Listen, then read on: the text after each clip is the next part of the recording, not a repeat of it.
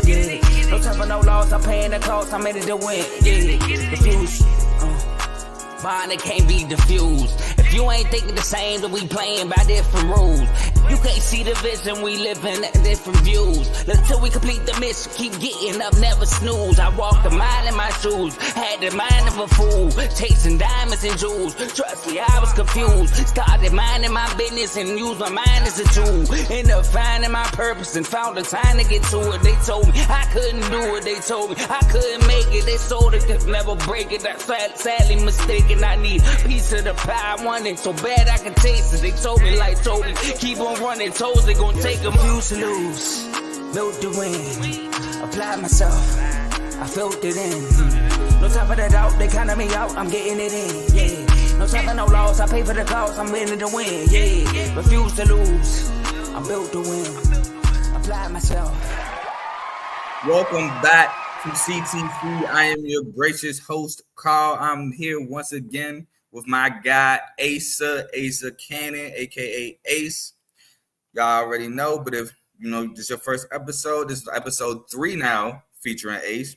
And today we're going to go over the Group of 5 conference and the independent. We're going to pick 10 teams from those 2 places that we think that you should be on the lookout for.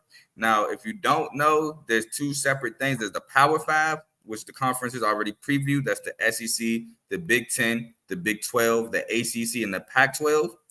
And then there's the Group of 5. There's the MAC, the Sun Belt, the American Athletic Conference, Conference USA, and the Mountain West Conference. And then again, you have the independents, which isn't a conference. It's teams that has no conference loyalties. They can schedule whatever schedule they want. So with that being said, we have some additions from the conference that is the American Athletic Conference. We have UTSA, we have UAB, FAU, Charlotte, North Texas, and Rice, all going from the American Conference, from Conference USA. Then we have Jacksonville State, which was FCS last year. We have Sam Houston State, which was FCS last year. We have New Mexico State, which was an independent last year. And we have Liberty, that was an independent last year, all going to Conference USA. So we're just going to, again, give you 10 teams. And the way it's going to work, I'm going to throw out my first team. If Asa doesn't have that team, then I'll go off my notes on predictions and everything that you should look out for that team. If he does have the same team, then we can both go and talk about the team together. Then after I go, it'll be Ace's turn. He'll throw out a team. Same thing after that. If he throws out a team, I have the team. We'll both talk about that team. If he doesn't have the team, the floor is his. He'll give you everything that he has about that team, and we'll keep going to each of us is giving you 10 teams, okay? All right. So first of all, before we start, Ace, you got any words you want to say to the people? Ace? Nothing, but it's a pleasure to be back. And that joke that popped up was hilarious. I ain't gonna lie. Ignore him. He gonna be trolling as long as he is. I know who that is. So he gonna be trolling. That's his thing right there. All right. So my first team we're gonna talk about is in the independent. It's Notre Dame. Notre Dame went 8-4 last year. Again, no conference record because they are an independent school. They won the Gator Bowl again against my South Carolina boys. Hurt. It really did hurt. They lost Drew Prime, who transferred to Arizona State. They returned Aldrich Esteem. Oh, first of all, Ace, do you have Notre Dame? Excuse me. I don't have Notre Dame, but, that's the team we're always aware of.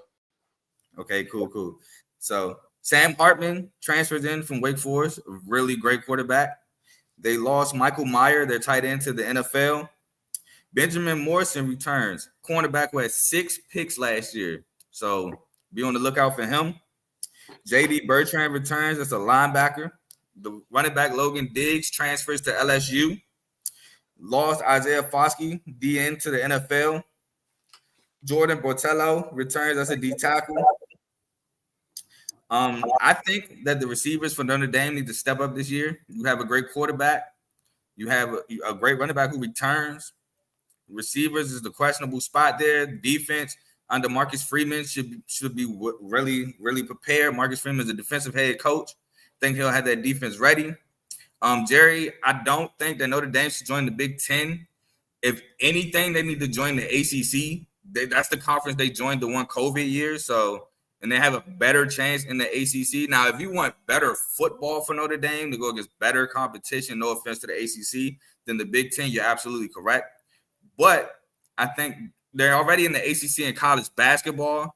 So it just makes sense for them to go ACC in football.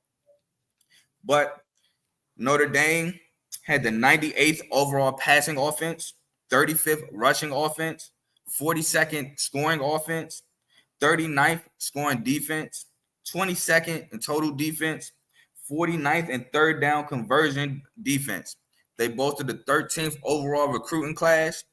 And to start week 0 against Navy, I have that as a W.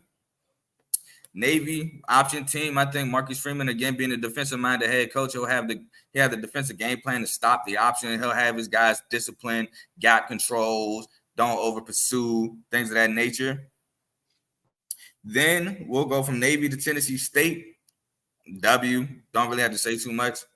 From Tennessee State, we go to at North Carolina State. This is another thing, Jerry. They have 6 ACC opponents on this year's schedule.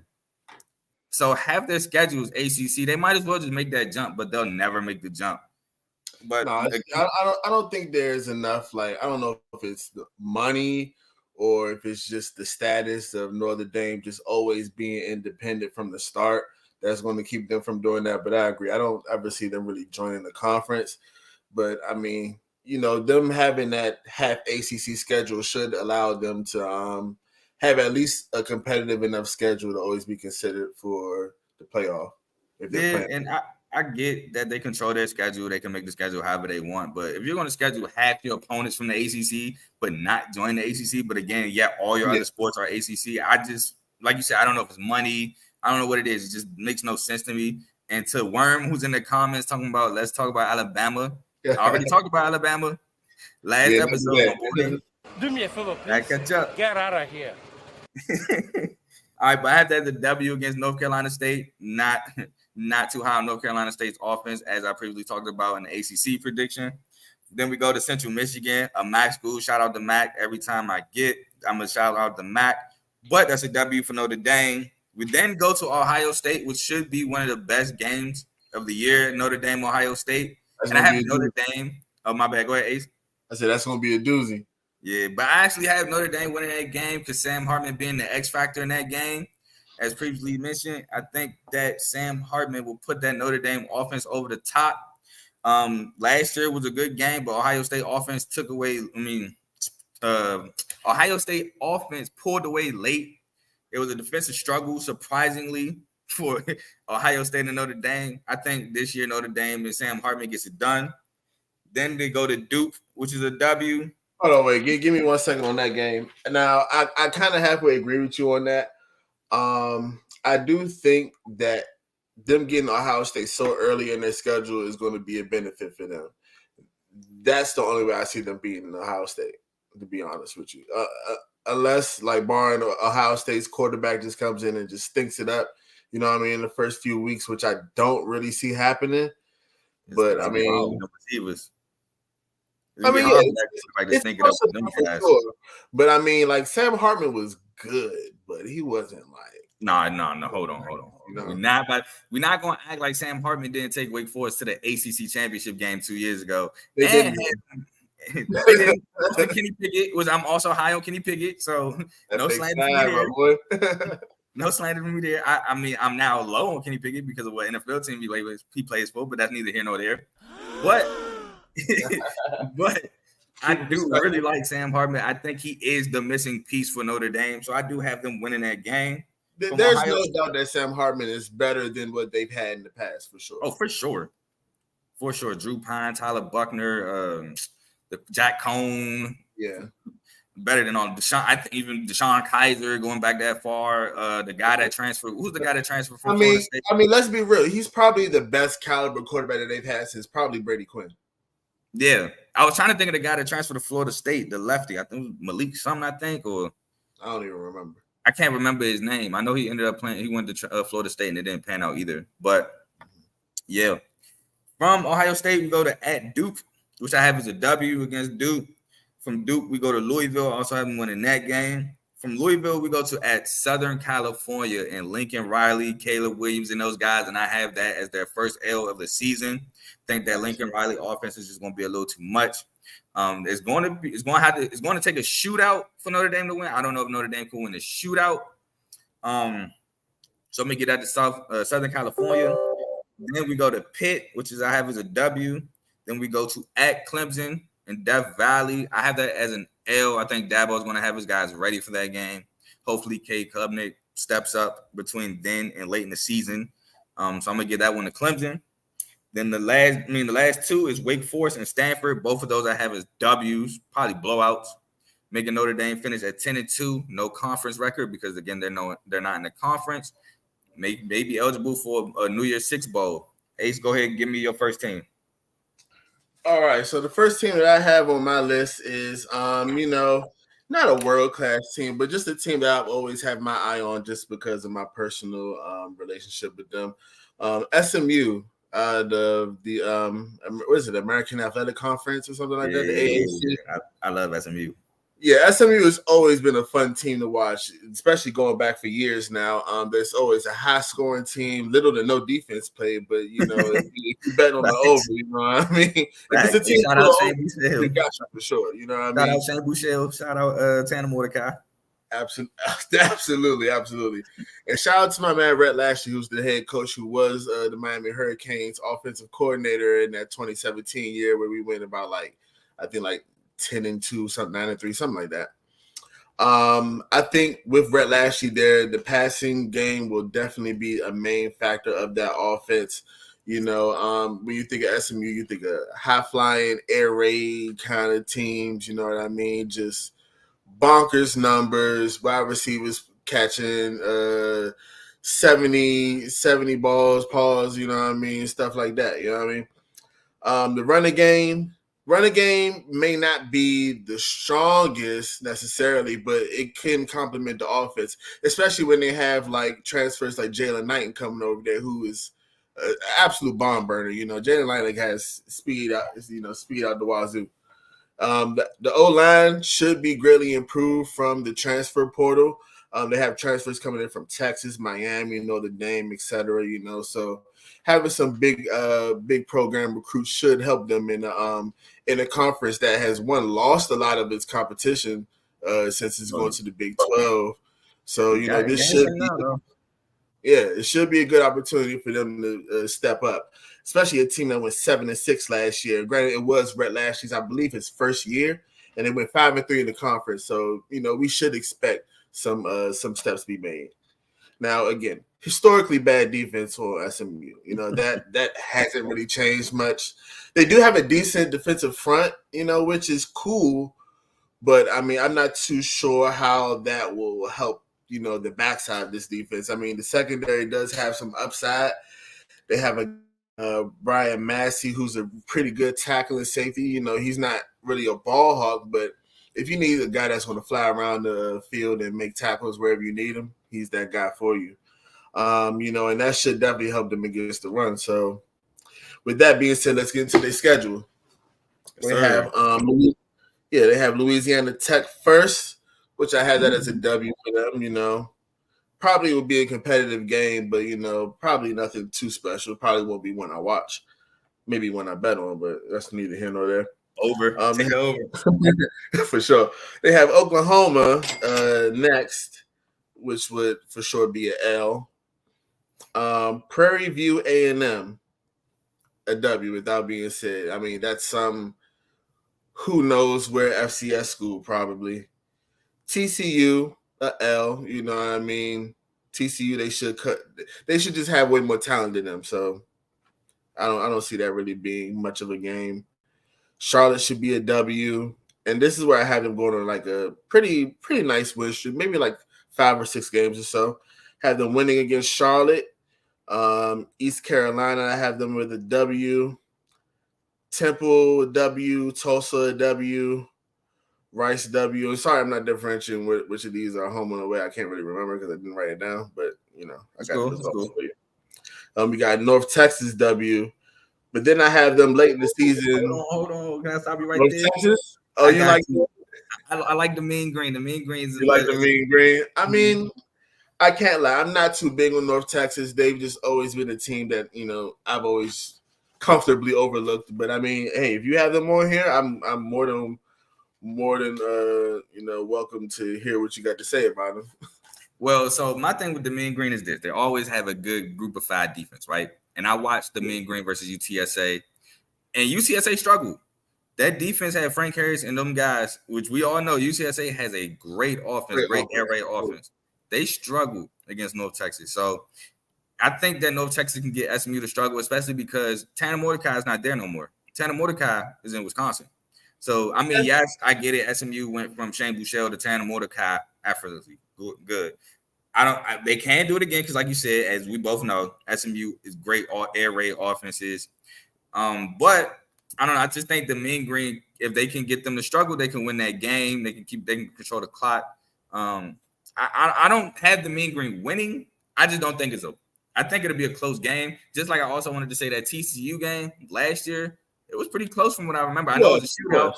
I think TCU pulled it out by like 7, maybe 14 in that range. Yeah, but with that TCU game, it's also a lot of emotion coming in the game because TCU's coach just came from SMU, and these teams are but so many miles away from each other. So that's really a rivalry game, if anything. Yeah, it was Sonny Dykes, right? Sonny Dykes had the house, the house and everything. Yeah, I remember that. Yeah. I mean, I definitely can't disagree with you on that. And I'm by no means married to any of these picks, but it's just just speculation so far. Well, I just wanted to get a mean green some love. That's all. Yeah, I will say a lot of these teams that we're going to talk about today. These teams are. It could go either way with these teams. You have to understand teams in these smaller conferences. They don't have the talent that a lot of these top conferences have. So sure, they may beat a Power 5 team this week, but they can lose to somebody in the bottom of their conference next week. A lot of these games deal with motivation and what these teams have to play for. If there's no motivation for these teams, a lot of times I think the games just go by the wayside, and it's just going to be what you normally think it would be, a blowout. Absolutely. That being said, next I have them playing at Memphis, which is an L. Oh yeah, Memphis taking that W. Yeah, I got Memphis taking that W. I'm not super high on Memphis this year, but I think that Memphis may get back to that. What was that, like 2018, 19? Oh, with Paxton Lynch and Brady White. You know what I mean? Like they may got a little something in there. Then I have them playing Navy, and I actually have them taking the W against Navy. I think they'll be able to just outpace Navy in that game. Yeah. All right, cool. Jerry, before I go on, I know I got James Madison for sure. So for sure got James Madison. Hey, we're not overlooking James Madison on this show. At all. We know. We know. Hey, you should have seen our group chat last football season, man. We was for sure heavy on James Madison. Yes, sir. Go Dukes. All right, so my second team is Tulane Green Wave. Ace, do you have the Tulane Green Wave? So we absolutely have the Tulane Green Wave. So we're both going to tackle Tulane. So I'm gonna set the table a little bit. Tulane. First of all, hold on. I want to say this for the people who watched the Pac-12 episode, and I talked about Colorado going from 1-11 to 6-6. Here's a bigger turnaround. Tulane 2 years ago was 2-10. Yeah. Then last year finished 11-2, 7-1 in conference play, and won the Cotton Bowl versus Southern California and Lincoln Riley, and the Heisman winner. So I say that to say, going from 1-11 to 6-6 is not impossible if you have the right coaching with Deion Sanders.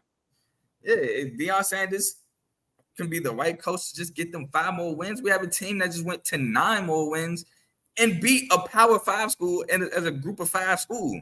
So that's just my little soapbox on that. Michael Pratt, quarterback, probably one of the top 5 quarterbacks in a group of 5. They Spears, running back to the NFL. Dante Fleming transfers to Louisiana, raising Cajun. They lost Shea Wyatt to the NFL. They lost Dorian Williams to the NFL. Jerry's Monroe returns. Deuce Watts. They lost Deuce Watts to the NFL. Jaquan Jackson returns, the leading receiver that's coming back. He wasn't a leading receiver last year, but he's the leading receiver that's coming back on this team. Mm-hmm. Nick Anderson to the NFL. I got some more, but I'm gonna say something for you since we both have this school. My last point is that they're now in the American Athletic Conference. So no, they were in there. They were in there last year. They're actually the defending champs of the American. Exactly. I'm tripping. You know, go ahead. We Tulane last year. You thought elite defense, really great defense on this team, man. They really impressed me last year because it's kind of like they came out of nowhere, but not really. You know what I mean? Because when you think of teams in that conference that did well, they were in like kind of a football city. Like think of Cincinnati. The parallels between Cincinnati and Tulane to me are very, very very cool because it's like, you know, football time. You got a pro team there. There may be another team in the state that's the big dog, you know what I mean? But they can still recruit well and get these other players that, you know, the bigger programs have overlooked and things like that. So I do love that about Tulane. I think that they're this is a scrappy football team, you know. To go, like you said, to go from 2 wins to 10 wins is just unbelievable, to be honest with you. Willie Fritz is in his 8th year. You know, he's definitely done well leading this team and turning it around. Like you said, Michael Pratt's coming back. This is a guy who threw for 3,000 yards last year, 27 touchdowns, 5 interceptions at 64%, and nearly ran for almost 500 yards. You know, they did lose their standout running back, like you said, to the NFL, and they've lost 5 of their top 7 receivers from last year.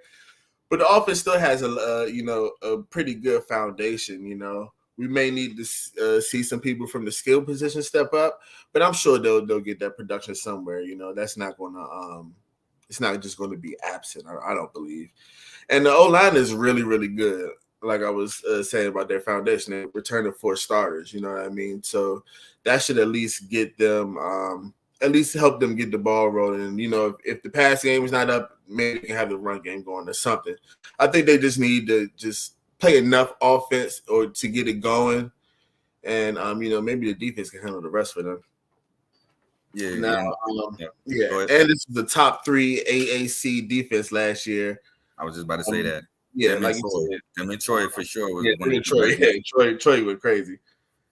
So they had the 76 overall recruiting class coming into the season. They were 61st in passing offense, 20th in rushing offense, 19th in scoring offense, 47th in total defense, 33rd in scoring defense, 31st in first downs, and 37th in passing defense. So again, great group of 5 defense for sure. We'll start with the schedule, and since we both have them, we'll both give our prediction. So the first game is against South Alabama. South Alabama is not a slouch. Really good Sun Belt team for sure, but I have Tulane taking the W.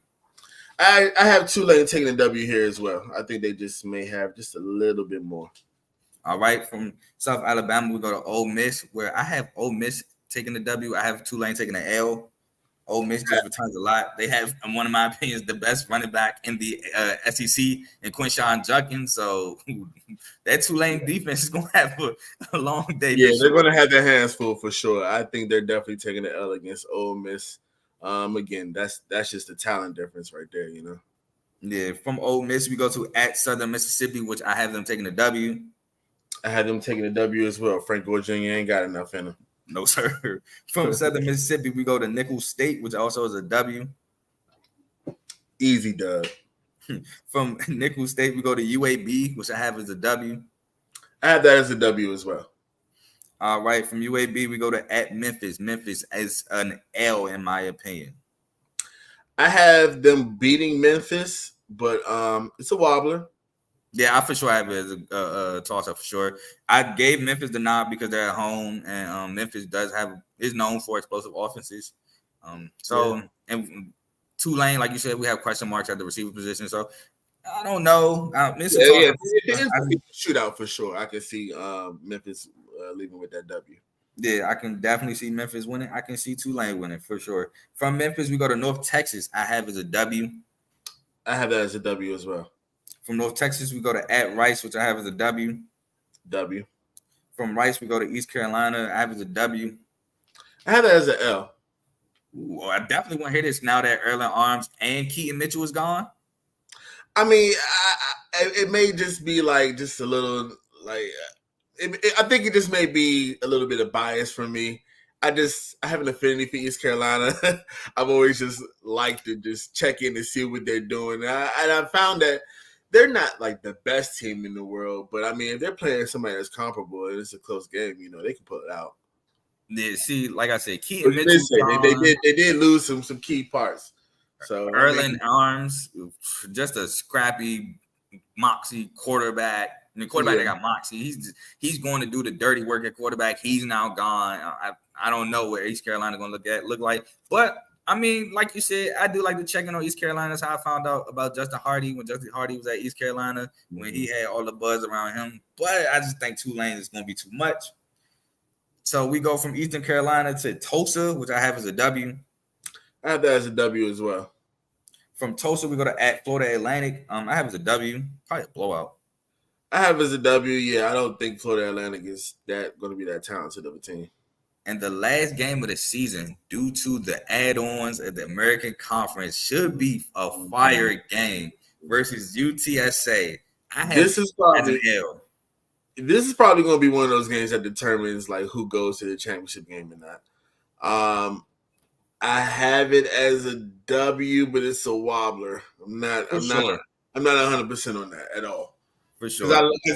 Because I love Frank Harris. I think he's a dog. I love UTSA. I think they're an exciting team. I love Frank Harris too. Now he might be a little old, but hey, so is Desmond Bennett. Hooker. I mean, there's a bunch of super seniors still out here. You know what I mean? 5th, 6th years. Who cares? Man, so yeah. So to wrap up Tulane, I have them going 9-3, 6-2 in the American Conference. Ace, what you got them going? Yeah, I have them about at 9-3 as well. So not too shabby. I mean, 11-2, great year, but I don't know if that's sustainable at Tulane. Ace is on your second team. All right. Well, since we were talking about them, I will bring up UTSA as my second. Let's go. You know I got UTSA on mine too. Absolutely. Now this team, Taylor, I'm not sure what year he's in, but this is a coach that has just been lights out since he's gotten there. And this is a team that's only been in the FBS for maybe 10 or so years. You know what I mean? So Jeff Taylor, 30-10 as the head coach there. Now check this. 19 of his 40 games played there have been decided by 1 score. So that should tell you about the way that he coaches his teams and like the word I want to use the word you use, the moxie that they have. You know what I mean? These guys will come out and they will play. I remember the bowl game. Who were they playing? I want to say they were playing Troy. Last year. Crazy game, dude. Crazy game, man. I remember sweating. You talking about a sweat? We was texting the group chat about it. Sweating it out, man. Like this team is a fun team, and if you have an opportunity to watch them, you should absolutely watch them. You'll see Frank Harris going into his 5th or 6th season.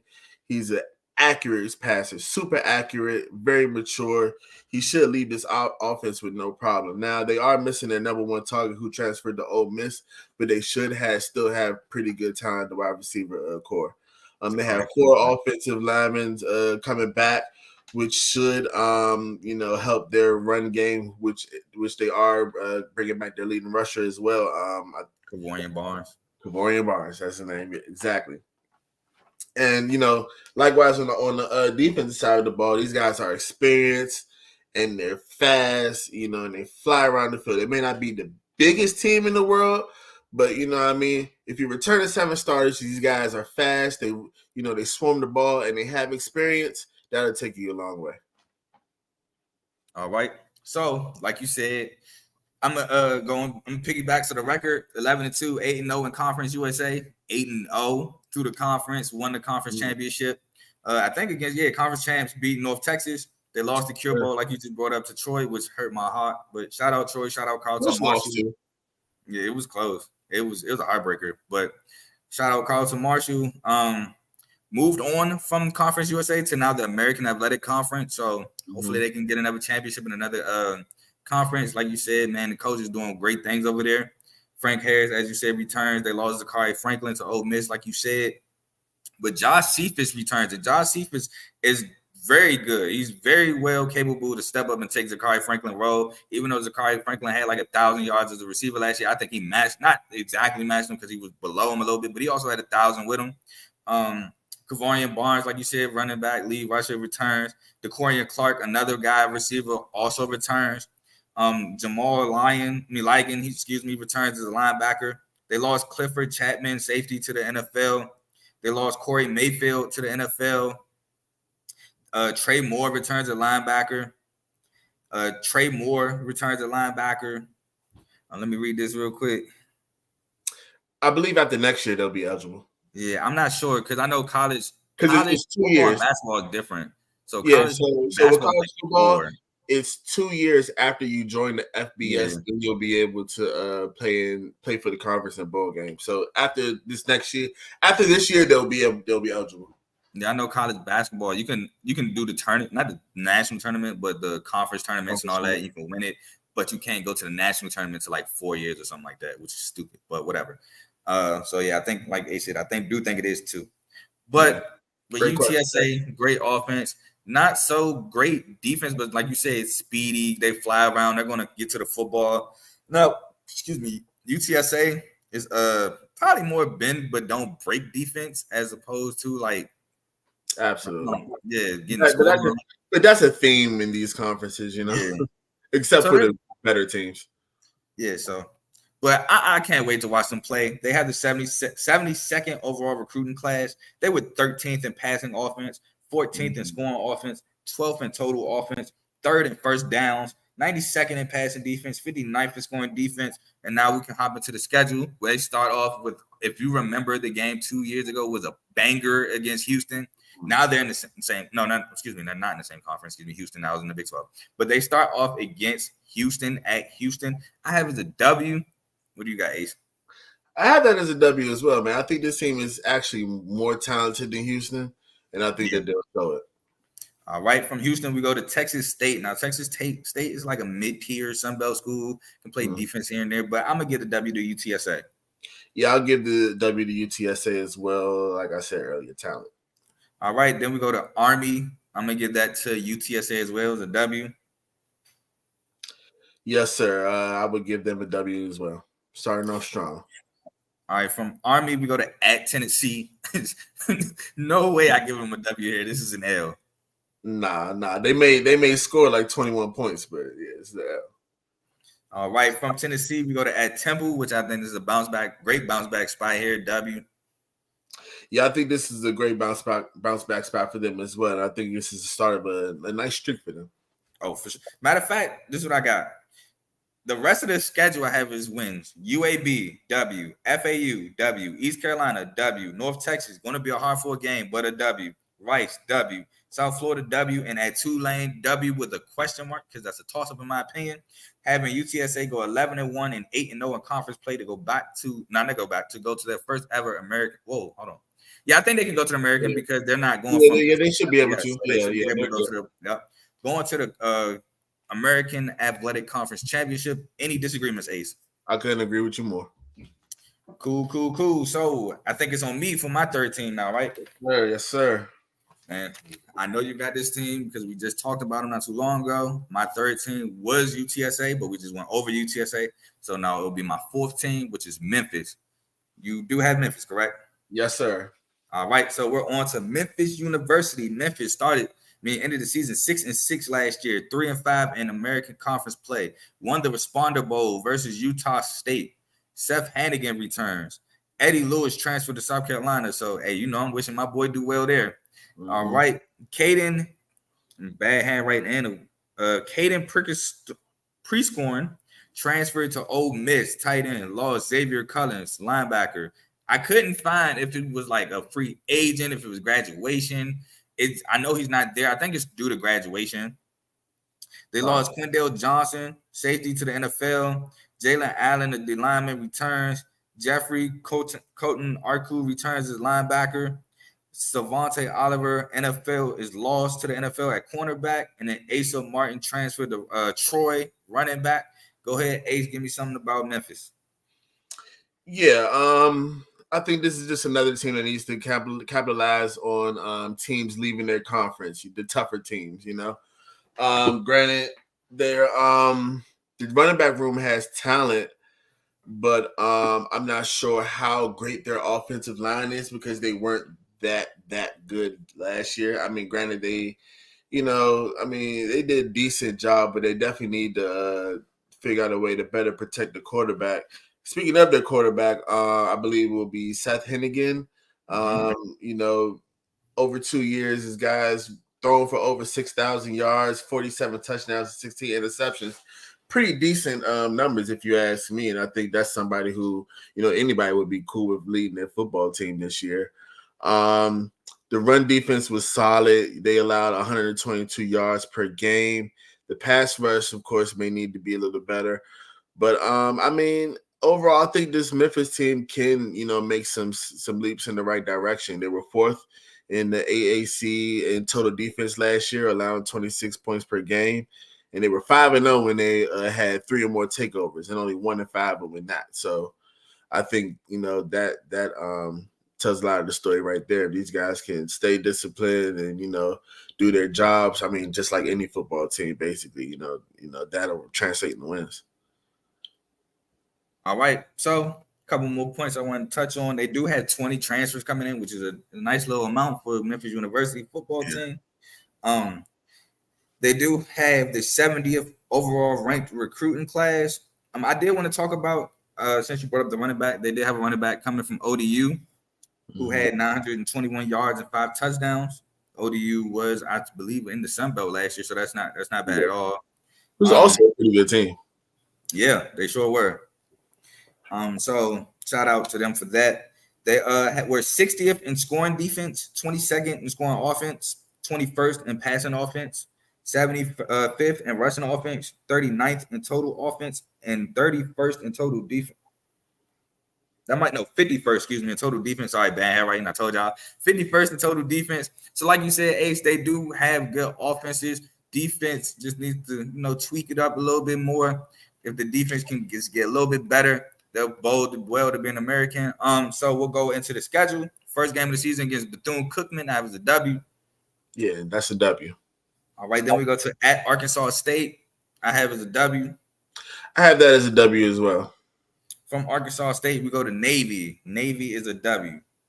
I have Navy. Navy is a W. All right, from Navy, we go to Mizzou, which I have as an L. I know I'm not high on Mizzou, but, it's still the SEC. Yeah, Mizzou. Yeah. You don't have to be high on Mizzou. This could be Vanderbilt, and I still give Vanderbilt the W, I don't know if I'm going that far, because at least with Mizzou, I know they got defense. Vandy, I'm like, I don't know. From Mizzou, we go to Boise State, which I have as a W. I know Boise State. Yeah, I know what you're going to say if you have it as an L. Really? I'm going to let you say go ahead, Boise State. Yeah, I have it as an L, but I'm more concerned. I'm more, interested in what you got to say. All right, so Boise State quarterback didn't play well, but he did transfer, and then the other one came in and did good. I know Boise State went to the Mountain West Championship game, lost to Fresno State. I know Boise State actually had a pretty good defense, if I remember correctly, in the Mountain West. It was a down year for them last year. Yeah, but down year. I just think this Memphis offense with Chef Hannigan, the experience, they can move the ball against this Boise State team. Boise State, I don't know if they can win a shootout. They only put up, like I said, in the Mountain West Championship, they lost. They only had 16 points. Offense wasn't really explosive at Boise State for real. So if Memphis can light up the scoreboard, I have that as a W. Interesting. I think you bring up a lot of good points for sure. All right, so from Boise State, we go to Tulane, which I have as an L. I have that as an L as well. All right, from Tulane, we go to UAB. I have as a W. I have them losing to UAB. Floor is yours.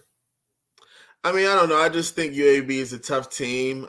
Granted, it's not, definitely not in the concrete, but, I think it's just going to be one of those games. Yeah, so my thing with UAB, I know UAB was new head coach. I know UAB is a tough team. Like to keep the ball on the ground, if I'm not mistaken. Quarterback play is definitely spotty at UAB. So but they're more of a hard-nosed team when you really think about it, Yeah, so I just think classic teams run the ball, try to play good enough defense, Yeah, so I just think Memphis has the edge at quarterback. edge of offense in general. So I think they'll win that game. From UAB to at North Texas, which I have as an L.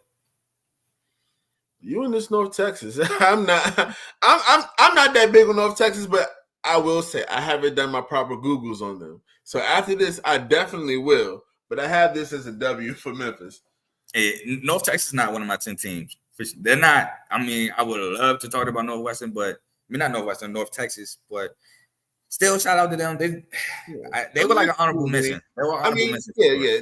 That'd be one of those segments where, like, for the true college football people. I mean, this in itself is that. But, you know. All right, we go from North Texas. Hold on. We have a 199 dono from my boy Kato. Super chat, excuse me. From my boy Kato. Shout out to CTC and my boy Asa. Good college knowledge. We appreciate that, Kato. We appreciate the super chat. And we appreciate the compliment to you coming to us for your college football and basketball knowledge. Just, hopefully we can teach y'all something. Hey, y'all, look. If you see something, hey, Carl Asa told me that. You know what I'm saying? That's why I know that. So appreciate that, my boy, for real. Appreciate the support. We appreciate it for sure. All right. Moving on from North Texas, we got USF. I have it as a W. I have that as a W as well. From USF, we go to at Charlotte as a W. I have them beating Charlotte for sure. Now, the game that you brought up earlier, SMU, I have it as an L. It's a wobbler, man.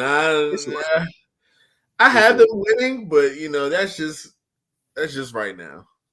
For sure. From SMU, the end of the season at Temple, perfect bounce back game again for Memphis. I have it as a W. Yeah, I mean, I'm not super high on Temple, but I'm not too sure where they're going to be at this point in the season. I'm not too sure how much that game will matter to Memphis. So I have it as an L, but it's strictly like a motivational play. You going with the motivational play against Temple? Hey, man, you never know what these guys got to play for, man. It's like it's so funny trying to bet on these games and predict the outcomes just because there's so many factors. Like, you think about the pros and like all the things that go along in their week, but these guys are just kids too when you think about it. There's so much that goes into how they play week in and week out. I just think that sometimes motivation is a big factor of it. If you ain't got nothing to play for, you ain't gonna play good. Bring me my money. I give you this: the pride factor. Not to spit, but the pride factor for sure. They like, we're not losing the Temple. We cannot lose the Temple. I wouldn't want to lose the Temple either. Temple is definitely down bad. You can't. You gotta be like, we ain't gonna be one of them 2, maybe 3 teams that lose the Temple. So that's my motivation right there. Sure. So Memphis, I had finishing 8-4, 5-3 in American Conference. Ace, what do you have Memphis finishing? Yeah, I had them around 8-4, 7-5, one or the other. Okay, so it's on you. Team number what's this now? Team number 3 for you? Yeah, team number 3. Well, since we brought them up not too long ago, I'm gonna bring up Boise State right here. Floor is yours. All right, Boise State. This is a team that lost the Mountain West Championship last year. They went 10-4, 8-0 in conference. Head coach Andy Avalos, 17-9. Check this. Boise State has not had a losing season since 1997. Let that sink in. That's consistency. Like some of the people who's watching is probably not even that old. You know what I mean? Like, that is consistency, and that's just showing that they recruit well year in and year out. Whoever is coaching that team, they do a great job in developing these guys and getting the most out of them. And I mean, how could you want any more than that? They do have a pretty tough schedule this year, and they are replacing a lot of people on defense. They do have the quarterback who came in, I believe, mid-year last year, Taylor Green. Still threw for 2,000 yards, 14 touchdowns, 6 interceptions, ran for nearly 600 yards and 10 touchdowns. Like, that's pretty good production if you ask me. They have a pretty nice combo at running back in George Holani and Ashton. I don't know his last name. I can't even read my own handwriting, unfortunately. But That trio combined for 2,566 yards rushing last year. So I mean, that should definitely help them, and creating some consistency with this offense and hopefully controlling the clock, if anything. They have a pretty good receiver core. Yeah, that's the team with the blue field for sure. Yeah, they got to, I just think the offense may be pretty good. They'll be balanced if anything. I don't think this will be a Boise State team that, is groundbreaking by their standards or anything, but they should be able to go along with what's usually been happening over there. They had the 6th ranked overall defense nationally. Defense was good, man. Defense was great, and they'll need to replace 6 starters. But I think that this is one of those teams that they have the depth where those second string guys should be able to step up and replace that lost production. Because I mean, how else would a team not have a losing season since 1997? You know what I mean? You have to be able to develop those guys and plug them in when the time is right. You know what I mean? That's the only way you can be a consistent program. The secondary returns 2 starters, and they'll definitely be tested early on in the season once they reach that Washington Huskies game. Shoot, yeah. Yeah, that's a high-flying offense, and them guys don't play around. What's Cuz's name? I can't think of the quarterback name right now for some reason. Watson, Michael Penix. Michael Penix, yes. He's going. If he don't dog him, he's definitely going to test him. Yeah, for sure. And he bring back 3 of his leading receivers too. Yeah, it's going.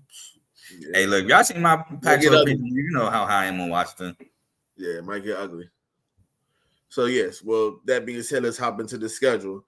Now, this is a team that I have. They may struggle a little bit in the beginning, but I think that they'll catch it towards the end of the season and end with a pretty similar record to last year, if not. I was gonna say that's how last year went with them. Yeah, pretty much. Nick Bachmeier was the star. But I think that's just because of just where people land, because it's not like they have a super tough schedule, but that Washington game for sure is an L, and that's their first game. I mean, that's forgivable. You know what I mean? For sure. Taking the L against Washington, no shame in that. Next, they have UCF, which I have as a W. Then they go and play North Dakota, which I have as a W as well. North Dakota or North Dakota State? Not North Dakota State, North Dakota. All right, cool. Okay. Yeah, North Dakota State and North Dakota. I just wanted to clarify for the people watching. Yeah, 2 very different teams. Maybe we can get into the FCS stuff, later on during the season. I don't know. Maybe when the championship come around. Yeah, or playoffs for sure. Yeah. But then I had them playing San Diego State, which I have them losing. Yeah, you know it. Let's go. Had them losing. Also had them losing the next week to Memphis. Mm-hmm. Now, this is where I see them catching their stride and finishing the season out strong. San Jose State W, Colorado State Super W, Wyoming W, Fresno State W, New Mexico W. I don't know. UNLV? I can't remember who that is. It's something state. I think Utah State? Utah State. That's Utah? That's definitely Utah. That's a W. I was just writing fast, bro. And Air Force, I have them winning as a W. So I have this team going about 9-3, which is damn good in my opinion. Yeah, for sure. I wish Air Force. I know we're not probably talking about Air Force. I just wish Air Force incorporate the pass more with Zeke Daniels. I feel like Zeke Daniels is so explosive at quarterback. You get him in to pass the ball more, Air Force could probably be going for a Mountain West championship.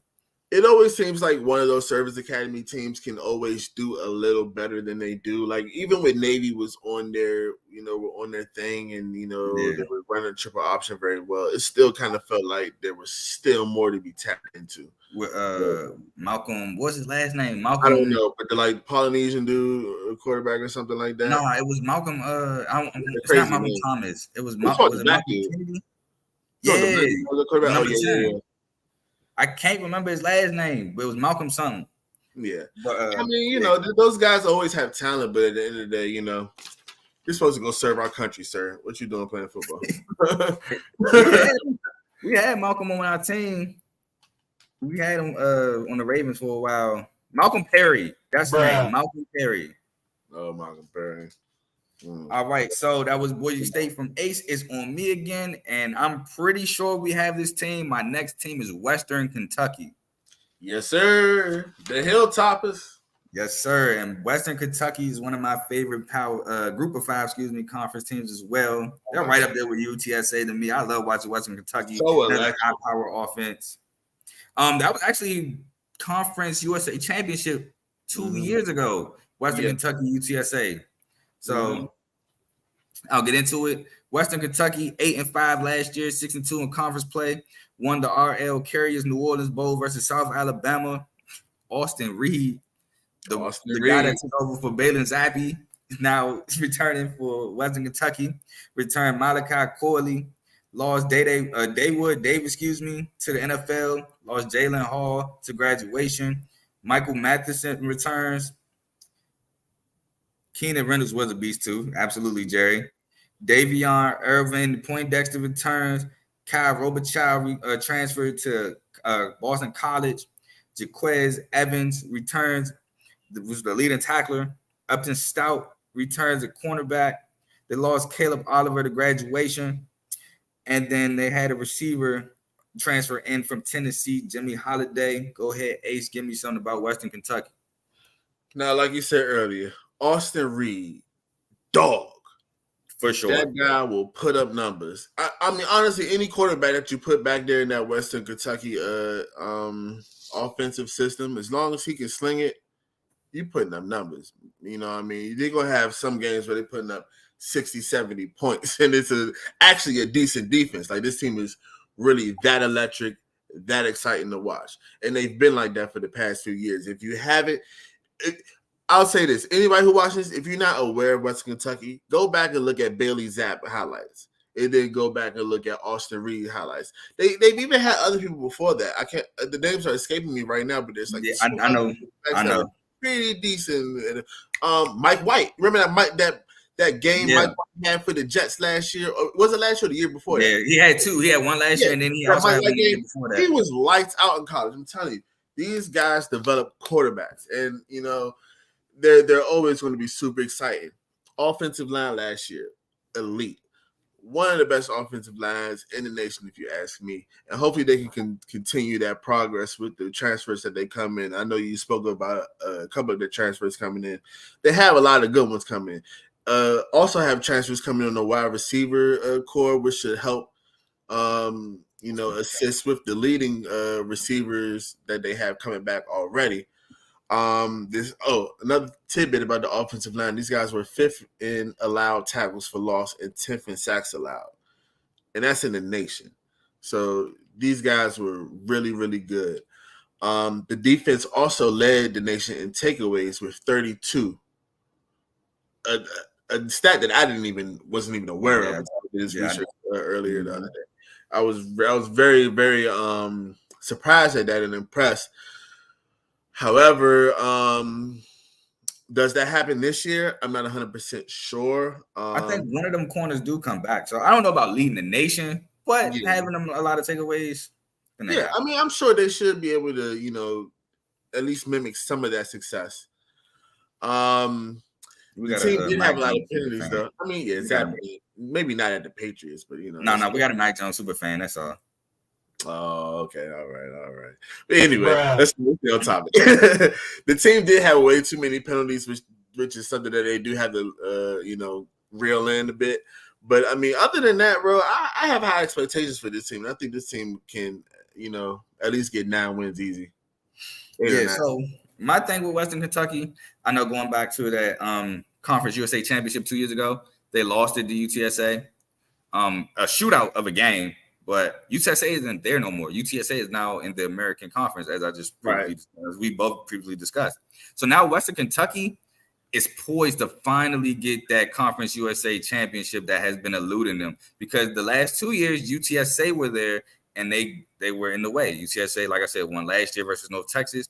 Then they won the year before that against Western Kentucky. But I don't know.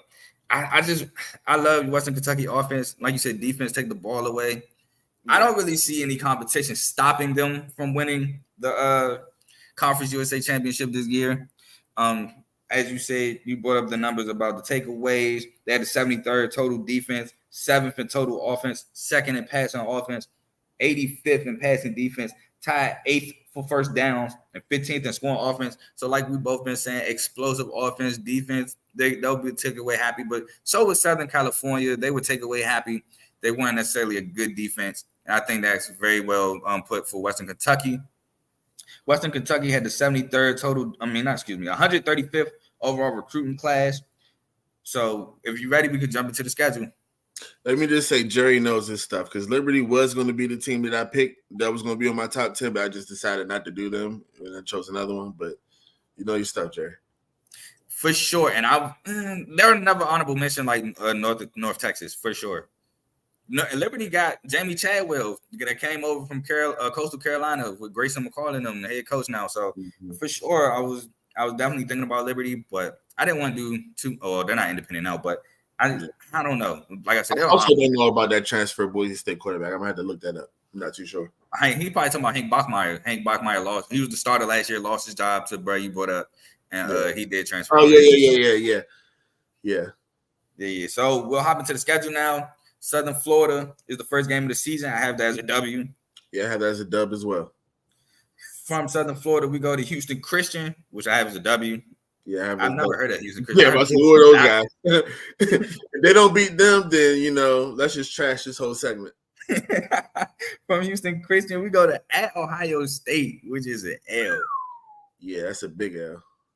From at Ohio State, we go to at Troy. This should be a really good game.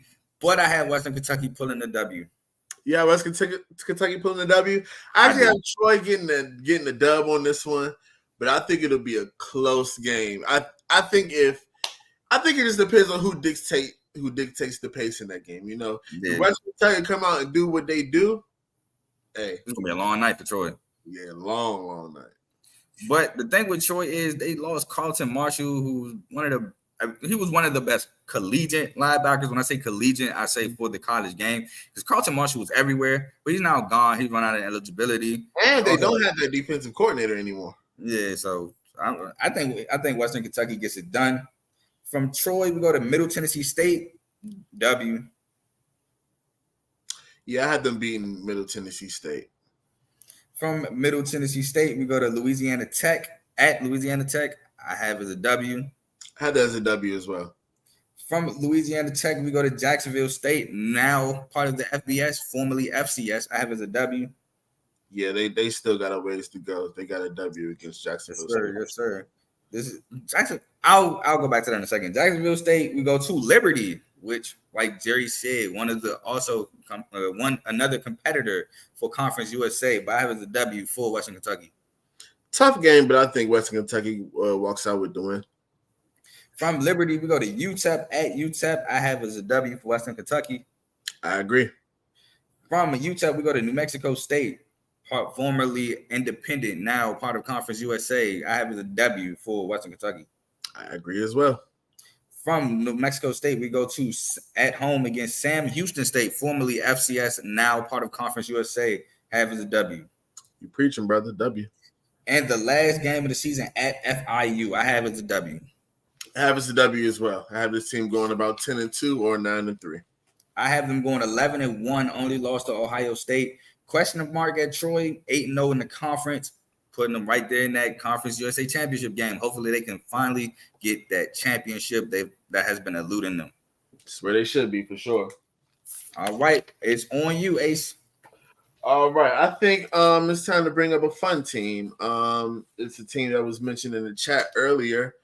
And the team that me and you are pretty high on, I would like to think. James Madison. All right, let me get my notes. All right, we right here. Yes, sir. James Madison was a team that went 8-3 last year, 6-2 in the conference. The defense had a lot of success last year, which should continue throughout to this year. Granted, the team did lose their leading rusher and their quarterback from last year.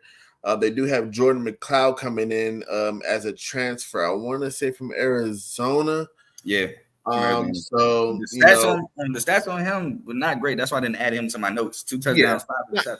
Yeah, definitely not great. He didn't really show too much there, but I don't think he really had much of an opportunity to play.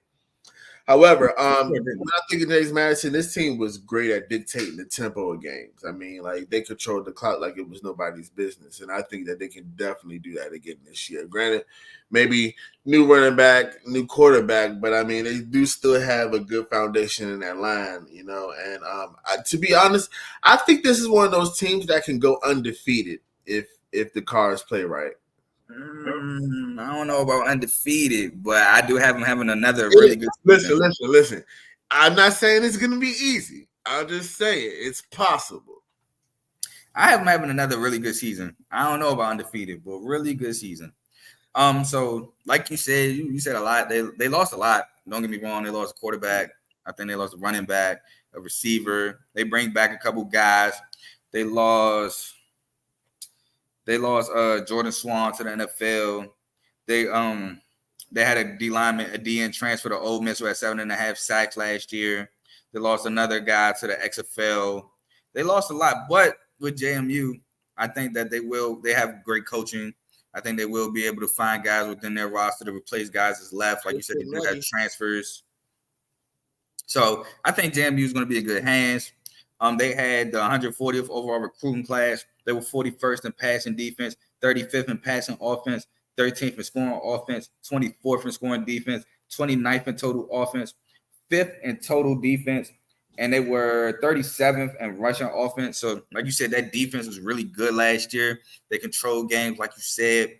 Just a really good football team. I think they came out of nowhere for some people, but for sure. When they went to FCS, they were a top team in the FCS playoffs almost every year. So, yeah, so no shocker there. One thing about these guys are definitely well coached. I mean, their coach, I'm not sure what year he's in, but his record is 41-8.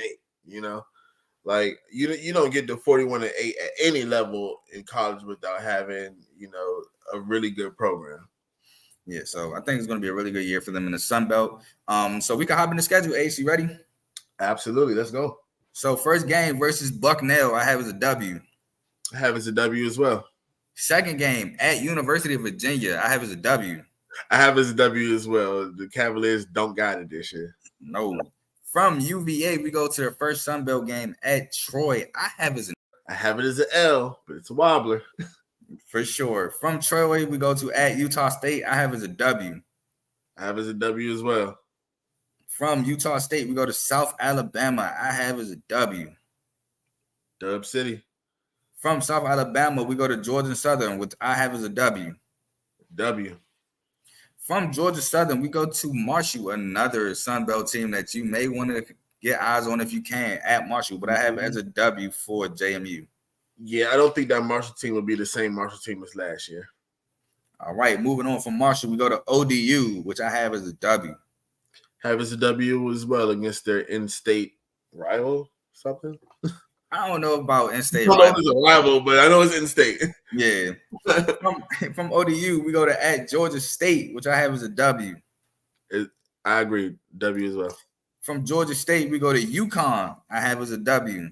Yeah, they should be UConn. All right. From UConn, we go to App State. I have this as a toss-up, but I have it as an L. I had them beating App State. It is a wobbler, but I don't know if App State is that same experienced team that caught fire in the early. Well, not caught fire, but everybody just happened to want to pay attention to it at the beginning of the last season after they beat North Carolina. Well, App State is a good Sun Belt team. For sure, 100%. They're a good Sun Belt team. I think they're a really good offensive team. They boasted 2 phenomenal running backs last year. I'm not sure if they're still there. The quarterback was here and there. Yeah, quarterback was solid. Defense was solid. I think App State is one of those top-tier Sun Belt teams that they're always in the mix. So I think that they'll take the W. I think App State takes the W, but for sure, a toss-up, nonetheless. Yeah, I mean, I got this James Madison team winning out, to be honest, from that Troy win. From that Troy Oh win. man, I have them losing at Coastal Carolina. Now, hear me Yeah, out. that's a wobbler. It's a wobbler. It's a wobbler because I Hear love me out, Grayson for sure. McCall. For sure, I JMU love for Grayson sure McCall. could win that game. JMU can win that game because JMU, if they can get to Grayson McCall, if they can have this offense slowed down, then they'll for sure, like you said, control the game. Coastal Carolina is never known for defense at all, so then they can move up and down the field on them. So, but my thing is, like, Coastal Carolina also, I believe, has a new head coach this year. You know, so a lot of new things happening. Granted, it is at the end of the season, and they could have figured it out by then. But I mean, I don't know. I just like this James Madison team, dude. I want to just keep riding the bandwagon. I feel you, but Coastal returns a lot on the offensive side of the ball. And like I said, especially Grayson McCall. Everybody and their mother thought Grayson McCall was finally going to transfer and go to a Power 5 school or go to the league. And he shocked everybody by coming back to Coastal Carolina, even though he only played half the bowl game, which I mean, he did get kind of hurt in that game, but he was going to play half of it regardless. He wasn't going to play the whole game. So, but don't worry, we'll talk about them soon anyway. Yeah. So I have James Madison finishing at 9-3 with a question mark of 11-1 because they definitely can win the App State and Coastal Carolina game. So that's like their ceiling, 11-1, finishing 5-3 or 7-1 in conference. Yeah, I had them at about 11-1 as well, man. I think this team will impress this year, and I hope that they bring the Duke fandom a lot of happiness, and I hope they bring my bankroll a lot of. So it's on me. And speak of the devil, my next team is Coastal Carolina.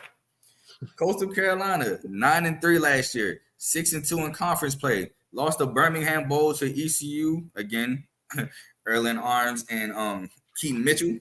New head coach Tim Beck, who's actually been with the program for a little while now. He's an offensive-minded head coach. They lose Chadwell to Liberty, so good luck to him and Liberty.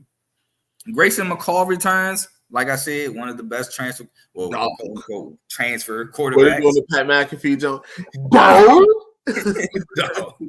All right. Reese White, running back, returns. CJ Beasley returns. Sam Pinckney, I believe their leading receiver, returns. Jared Brown returns. Tyson Mobley returns. Jacob Jenkins left with Chadwell to Liberty, tight end. But JT Killian returns at linebacker. They lost Lance Boykin to the NFL. They lost Jordan Strong to graduation, maybe XFL. He was one of their top corners. Jacob Prochet returns at cornerback. They lost Adrian Hope. And go ahead, Ace, give me something about Coastal.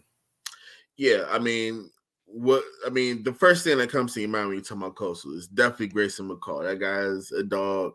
70% career passer. I mean, he can run, he can pass. What can he do? You know, he's definitely going to be the motor for this offense, and they're going to rely heavily upon him. Now, I am very interested to see how this new offense is going to look. I've been seeing a lot of things that's saying that they're going to be running like a lot of quick scheme things, getting the ball out of his hands fast, like a lot of quick decisions. And I think that does kind of like, it caters to his game pretty good because, I mean, if you got Grayson McCall and you guys can, consistently run a read option with a passing, option on top of that, that's hard to stop for them any team. You know what I mean? So I am interested to see that, along with bringing back one of the best wide receiver cores in the Sun Belt. I don't really have too many questions about this offense.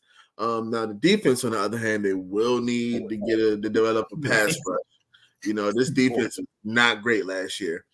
The offense did a lot of things, but the defense did just as good of a job as erasing the good things that the offense did, man.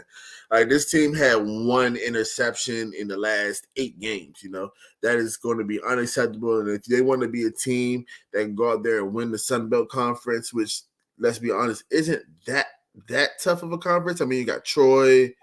Oh, you got some teams now. Don't disrespect the Sun Belt.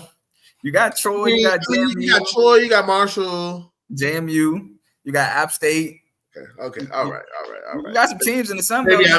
South Alabama, I think, was like a top team in the Sun Belt last year.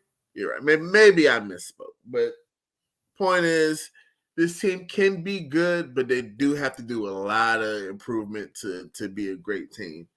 Yeah, I mean, I don't know. I think it's just tough to say how good they will be. But I think they'll be competitive at the very least. Yeah, I think, like you said, man, the offense is no questions. The offense you described, it sounds like they're going to do the same thing that Chadwell was there. They're going to get the ball out fast, run some options, try to get them backs in space, receivers in space, create a lot of yards at the catch or a lot of yards. Just get a lot of them athletes in space and get yardage. But defense, like you said, man, defense is terrible.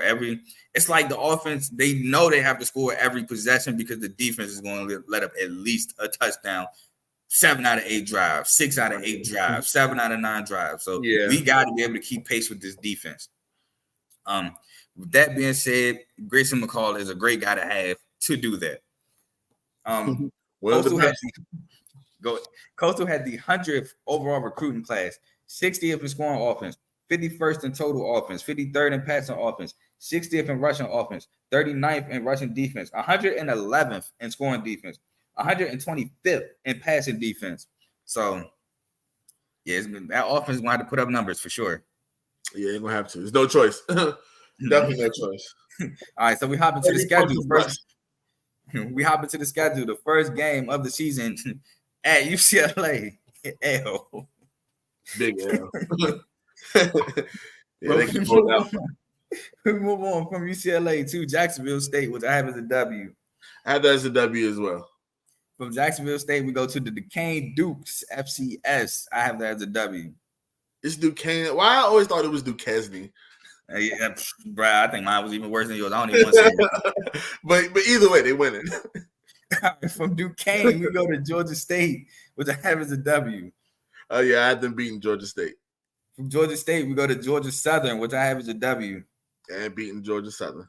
From Georgia Southern, we go to App State. I have as an L. This is hey, look, it might not be a rivalry, but I had a guy, like I said, my guy played for Coastal Carolina. App State, for sure, when it's App State week, everything is intensity turned up. So I love to hear that. It's a wobbler for me. I got them losing as well. From App State, we go to Arkansas State, which I have as a W. Yeah, I have them beating Arkansas State. From Arkansas State, we go to Marshall at home. I have as a W. I had them losing to Marshall, but again, wobbler. Not too sure how Marshall's going to come out. From Marshall, we go to at ODU, which I have as a W. Yeah, I have them beating Old Dominion for sure. From ODU, we go to Texas State, which I have as a W. I have as a W. From Texas State at Army, I have that as a W. I know. I have it as an L, but I know. I get it. That run defense, but they had run defense, but you got to stay disciplined. That triple option you get out of one game, one gap. Excuse me. It's bye-bye. Yeah, it's that gap discipline, For sure. It takes you back to you Pop Warner ball, man. Do your job. Do it well. For sure. Last game of the season versus James Madison, as we previously just talked about, I have it as a W, but a toss-up nonetheless. Yeah, it's a wobbler. I have them losing, but who knows at that point in the season, who knows what can happen. So I have Coastal finishing 10-2 with a 9-3 question mark, and 7-1 in conference play with a 6-2 question mark because of the JMU game, as discussed earlier. Yeah, I have them at about an 8-4. Maybe 7-5. I don't know. I think they'll be a decent team, but I think that they'll definitely drop the ball in some instances over the season. Yeah, I mean, I'm not mad at that. With that defense, yeah, I mean, anything's possible. If you don't have a defense, it's hard to be super confident in what you can do. All right, Ace is back on you. Yes, sir. And our last 3 teams, I believe. Last 3. I think this is my last team, to be honest with you. I got Troy. I got Troy too. Let's get it. So yeah, Troy, great team. Went 12-2 last year under a first year coach and John Sumrall, 7-1 in the conference, I believe. Yep, 7-1. They had 6-year senior Gunnar Watson coming back, who should lead the offense, and I think that guy should, do a good job leading them. They have the All Sun Belt running back Kamani Vidal coming back, which will tremendously help that run game, which led them, a lot of last year. I mean, this team was the definition of a hard-nosed football team is run the ball and play hard defense. Not even bend don't break defense. Just straight going to break dominate defense, through defense. Yeah, literally. They do lose their top wide receiver to Oregon. His name escapes me right now, but Des Johnson. Yeah, that should be a blow. But I mean, this wasn't a team that was super high flying anyway. There wasn't Aaron the ball like you said earlier. Defense always impressive. Not always impressive, but super impressive last year. Pass rush was good, and pass rush being good helps the secondary capitalize. And I think that won't be anything different this year. All right. So speaking of the pass rush, they returned T.J. Jackson, who had 8 sacks at the end. Richard Jabuner, 7.5 sacks at the end. But they did lose their D tackle Will Cloho, who had 5.5 sacks for a D tackle in 12 games. That's really good. But yeah, the main edge guys who combined for 15.5 sacks, they're coming right back. So that pass rush should be just as good as it was last year. Now, I know I said it before, Carlton Marshall had like 130 tackles, total tackles, 5'9" linebacker, but was not afraid to hit you, but had a nose for the football. Ain't those the greatest guys, though? Man, because you just love to watch them play the game. Yeah, man. They always play so fast and so hard. It's something about a little guy on the field that you just can't help but love. Yeah, and they have so much heart. Like, I love Carlton Marshall at linebacker. I'm so sad he's gone. Like, for real, I'm so sad. He's one of my favorite defensive guys to watch. Like you said, Gunnar Watson and Kamani Vidal return. Deshaun Stoudemire, he returns. That defense shouldn't lose a step from last year. It was 11-2 last year overall. Believe they won the Sun Belt, if I'm not mistaken, but 89th overall recruiting class, 107th rushing offense, 81st in scoring offense, 8th in scoring defense nationally, 95th in total offense, 19th in total defense, and tied 14th in sacks. Mm-hmm. So, also, this is a team that played in a lot of close games last year as well. But, I mean, it's something about when they get in the fourth quarter, they just turn it on. This team outscored their opponents by 90 points in the fourth quarter last year. Oh, I remember I had one. What was that? I can't remember that game where it was like a game where Troy completely turned around to win my money. I can't remember the game. I want to say like I remember what you're talking about. I don't remember who they were playing, but I vaguely remember this. And Troy did win the Sun Belt last year. They beat Coastal Carolina in the Sun Belt championship. So poised to again win another Sun Belt title. We'll hop into the schedule. First game versus Stephen F. Austin, W. Yeah, I had that as a W as well. Then we go to at Kansas State, which I have as an L. I have that as an L. From Kansas State, we go to James Madison. I have, as a W. I have that as a W as well, but it's a wobbler. I'm still very much on that. I want them to go undefeated. All right, from James Madison, we go to Western Kentucky as an L. Yeah, I have that as an L as well, but it's a wobbler. All right, and then this is what I'll do. I have Georgia State, Arkansas State, Army, Texas State, South Alabama, UL Monroe, Louisiana, and Southern Mississippi all being W's. Any disagreements? Only disagreements I have is Southern Alabama and Southern Miss. Southern Miss? Southern Miss, I need an explanation on. What can I say? I just like to have fun, man. Okay, nothing. So I have Troy finishing 10-2, 8-0 in conference play, going right back to the Sun Belt Championship. What you got, Ace? Yeah, I have them around 9-3 or 8-4. I think this team will be a fun team to watch again this year. I think if you're smart and you have some money on your bankroll, you should put it on them. And take some unders with that for sure. From Troy, we go to my team. I have Toledo, who won the MAC championship last year versus Ohio. Do you have Toledo, Ace? I do not have Toledo. All right, so Toledo 8-5 last year, including that was with the MAC championship win. 5-3 in conference play. They won the Boca Raton Bowl versus Liberty. They have Daquan Finn, who returns, who's probably the best quarterback in the MAC, if not one of the best quarterbacks in the MAC. Jawan Newton returns at wide receiver. Jaquez Stewart returns. Dallas Gant returns. So they return a lot of that receiver core. They do return a lot of the receiving core, but Quinyon Mitchell, he returns. Devin Maddox, he returns. I know Quinyon Mitchell, he had 5 picks last year. He had a game where he had 4 picks, though, last year. So a lot of that came in that one game. Demir Blankumisi transfers to Memphis. Nate Bauer returns. They lost Deontay Johnson to the NFL. Maxon Hook returns. They lost Jamal Hines. He's now a defensive line coach at Westminster College. So shout out to him going straight from college football to coaching. Yeah. That's a big turnaround. It is. They lost Desjuan Johnson to the NFL, DN, and they lost Nate Givon to the CFL. They had a 109th recruiting class. They were 43rd in sacks nationally, 46th in scoring offense, 55th in scoring defense, 75th in passing offense, 48th in rushing offense, 18th in total defense, and 12th in pass defense. So pretty well defensive unit there in Toledo. They start off the season at Illinois, which I have as an L. Texas Southern as a W. San Jose State as a W. Western Michigan, first game in MAC play as a W. Northern Illinois as a W. UMass as a W. UMass being an independent. Ball State at Ball State. Carson Steele's not there, so I have it as a W for Toledo. Miami of Ohio, I have it as a loss. And I think Brett Gabbert in Miami of Ohio might be able to get him. Brett Gabbert, the little brother of Blaine Gabbert, he actually had a pretty good year last year. So I'm looking at him to, improve on that. Man, those MAC teams are never a slouch, Nope. Hey, Tuesday and Wednesday night MAC, and I had to get a MAC team for this. Love that MAC. Talking about MAC in football. As much as I shout out the MAC, I had to get a MAC school. So from Miami of Ohio, we go to Buffalo, which I had them also taking the L to Buffalo. Buffalo's another tough MAC school, well coached.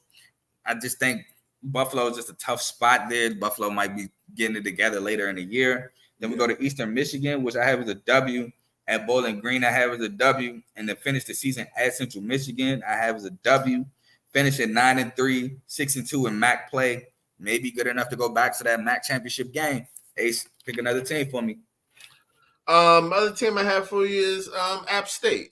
Just not necessarily I think this team is going to be like just a crazy team or anything like that, but they're always kind of interesting to just keep watch of, you know what I mean?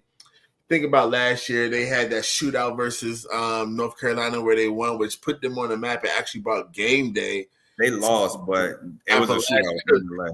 Oh, they lost? Yeah, they did lose. They lost. Yeah, like 61-63, something like that. It was like the 2-point conversion they lost by something like that. Yeah. But, I mean, that game brought college game day to Appalachia. So, you know what I mean? They're still a team when you think about underdogs. They're the team that you just want to root for. You know what I mean? One thing that this team does do very well, which they've always done really well, is run the ball. You know what I mean? They can run the ball and they can control the clock. They basically can do almost anything that they want to. You know what I mean? They do lose Chase Bryce, who was the Clemson transfer that was there for the last 2 years, which is the quarterback we were referring to earlier. So now they'll have Ryan Berger, who's the next man up, and we'll see how he adapts to his playing time. Good thing for him is that they do still have a lot of the receiving core from the previous year still intact. The interior of the line, they still have a good center in Isaiah Helms, who's probably one of the best in the Sun Belt. So he should definitely help. Having an experienced center should always help with an inexperienced quarterback. I don't care what anybody says. That guy has the ball in his hands every play, just like the quarterback does. That chemistry cannot be understated on the football team. The defense did struggle last year, especially on third downs, and that's something that they will have to clean up if they want to take some steps in the right direction. But I mean, to be honest with you, I don't think this team is going to be great. I think they're probably going to be par for the course of anything. This team usually lands somewhere between like 6 and 8 wins usually, and I don't think that changes this year. So that being said, let's get into the schedule. They start off with Gardner Webb. I have that as a W. Next, they're going to be at North Carolina, which should be an L, and I think North Carolina is going to give them a lot of payback for what they did to them last year. They have East Carolina, which I have as a W. Wyoming, I have as an L, but I mean, I have no clue what Wyoming has. So who knows if that's really an L or I not. mean, I watched a little Wyoming last year, not too much to like go into great detail, but I think App State should win that game. Wyoming has a pretty decent defense. I think they had a running back. I'll Google it real quick while you continue. I think they had a decent little running back, but go ahead. Yeah, I wouldn't be surprised if they won that game, to be honest with you. Next they have University of Louisiana Monroe. I have that as a W for them. Then against Coastal Carolina, it's a wobbler. I have it as an L for them, but it's kind of up in the air right now. Old Dominion next. At Old Dominion, I have them beating Old Dominion. Then they have Southern Miss, which I have them winning. Then they have Marshall at home. I have them winning against Marshall. Then next two games are away at Georgia State and James Madison, which I have them losing both of those games. You got to lose at Georgia State. Yeah, I don't know. I just man, I just like to keep it interesting, man. I mean, I have an exact reason for them losing that game per se, but it's just like, I think towards the end of the game, some of these teams who are wobblers in my eyes, they may catch something. I mean, it may not be a lot, but I mean, shoot, nobody. If you're having a not so great season, nobody wants to end the season like that as well. So I think those teams who may lose on the front end, they'll give a lot more effort towards the back end because a lot of times maybe more freshmen are playing, and these guys are fighting for time and to make a name and things like that. Or you got guys who are, trying to get some highlights so they can go to the combine and have it, and get their name out there in that way. I just think that, there's so many reasons to win or lose a game in college football. None of them can really be under or overstated. Yeah. In the last game of the season for them, I have them playing Georgia Southern, which I have them winning, which gives them my prediction at about 7-5. Like I said, I don't think this will be a great team, but I do think this will be a team that if you catch them in the right spot, they can be profitable for you, or at least exciting to watch. Yeah, and piggyback off Wyoming, they had a running back go for over 1,000 yards, Titus Swan. I just looked it up. I knew who it was. I can't even think of his last name. And then they had my guy from Utah State. Well, I'll say this. Andrew Peasley was the quarterback for Wyoming last year. If you go back and look at the Utah State game, the year they won the Mountain West Championship, they played against Air Force, and the starting quarterback got hurt, and his name is escaping me right now. But Andrew Peasley came in as the backup, and he absolutely balled. He balled to the point where it started becoming like a little a QB controversy that year. And but he went to Wyoming, didn't do too hot, and then like I said, they had a decent little defense. So, but I don't know if Titus Swan returns or not. I don't know any of those things. And just like Georgia State, they had a quarterback that was pretty nice. I don't know if he returns either. So, but moving on, my last team, San Diego State of the Mountain West Conference. 7-5 last year, 5-3 in conference play. Lost the Hawaii Bowl to Middle Tennessee State. They returned Jalen Maiden, the starting quarterback from last year. They lost Jordan Bird to the NFL running back, but he only had like 300 something yards. They lost Tyrell Shavers to the NFL, leading receiver who only had like 600 yards. Lost Jesse Matthews to the NFL, wide receiver. Makai Shaw returns at wide receiver. Lost the leading tackler, Michael Shawcroft. I think he was also like second in sacks on the team. Lost Patrick McMorris to Cal. He transferred to Cal safety. Dallas Branch returns a corner. Dejon Malone returns a corner, so they have their starting corners return. They lost Jonah Tavai to the NFL, a D tackle with 10.5 sacks in 1 year. So he balled, had the 75th overall recruiting class, 39th passing defense, 20th rushing defense, 19th in scoring defense, 16th in total defense. This is all nationally. So San Diego State had a great defense last year. They're known for having good defenses. And now last year offensively, not that great. They were tied 24th in sacks, but 108th scoring offense and 114th in total offense. Just not great offensively. Like I said, defense for sure was the backbone of this team. Probably going to be that way again this year. San Diego State ain't necessarily known for explosive offenses. They're known for running the ball and controlling the clock and playing great defense. Now, last year, again, running game wasn't too hot, and the offense suffered, as you can see. Yeah. First game of the season is against MAC runner-up Ohio Bobcats. I have it as a W, but it's for sure a toss-up. Ohio, pretty good offense, can throw the ball around, but that strength is going to get San Diego State strength of defense, so should be a good one. Then they play Idaho State. I have as a W. UCLA, I have as an L. At Oregon State as an L. Boise State, I have as an L coming into Mountain West play. At Air Force, I have as a W, mainly because of that run defense, being able to be gap disciplined. I think that'll play right in the San Diego State hands. Hawaii stinks. I have that as a W. Nevada, I have as a W. I have Utah State as a W. Colorado State as a W. San Jose State as a W. And Fresno State as an L, going 8-4, 6-2 in conference play. I mean, they have a pretty weak conference schedule. Their toughest games, I have them losing in the conference at Boise State and at Fresno State.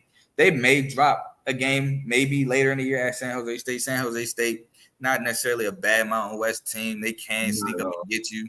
Yeah. But that's I definitely agree with you on a lot of that. San Diego State is a team that I'm mildly familiar with. I remember that they switched quarterbacks mid-season, which I think is the quarterback that you were talking about earlier. He came in mid-season. I believe he was like a defensive back or something. And he came in completely turned it around for them, offensive wise. I mean, maybe not turned it around, but he provided the spark that they needed. But he is losing a lot of production as well, though. So I don't know, man.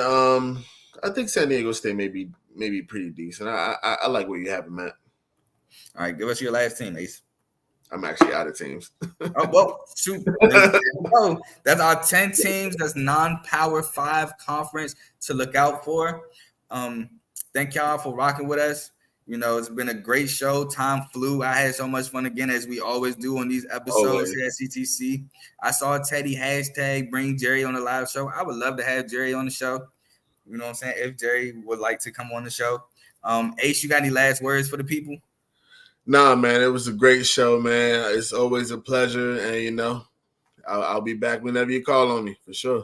For sure. So currently, as we record, we're 11 days away from college football. It's an exciting time. Man, I can't say enough. Week 0 is almost here. Now, the games might not be the greatest, but I just need football on my television. That matters. I love preseason. I love watching the young guys compete for rosters. But at the end of the day, coaches they're not going to open up the playbook. They're not going to disguise coverages like that. They're not going to run the offenses like that. They're going to keep it pretty vanilla. Now, week 0, you're going to get all of it. Yeah, for sure. So they had too much against Navy, but they're going to put something out there for sure to get you people excited for week 1. Yes, so, sir. Maybe you can bring me back in a little bit. We can talk about the week 0 matchups and whatnot. Oh, for sure. Hey, look, you are always welcome on the podcast for sure. Just let me know what episode, what day we can get it going. For sure. We definitely gonna get it in. Oh, I need to get on here and talk about my Steelers too, but that's another. No. See, that's what we close the door. We're gonna talk about that on CTC. We're definitely gonna talk about that. So, we gotta close the door on that. I love it. You can hate us all you want. All right, so that's been the episode, and we'll catch y'all next time. Peace.